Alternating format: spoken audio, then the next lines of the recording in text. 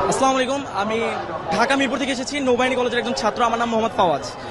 আমি একটি প্রশ্নের সর্বপ্রথম একটি উত্তর দিতে চাই, সেটা হচ্ছে জামাতে ইসলাম কেন চাঁদাবাজি করে না, কেন কোনো লুটতরাজের সাথে জামাত ইসলাম নেই।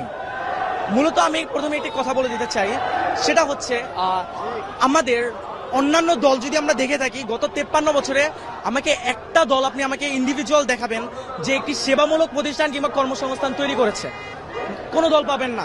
তাদের আইডিওলজি হচ্ছে নেতার পিছনে নেতাকর্মী ঘুরবে, জয় বাংলা নাইলে জয় বাংলাদেশ জিন্দাবাদ স্লোগান দিবে আর নেতার নাম নিবে। এটা হচ্ছে তাদের আইডিওলজি। জামাতের আইডিওলজি এটা নয়।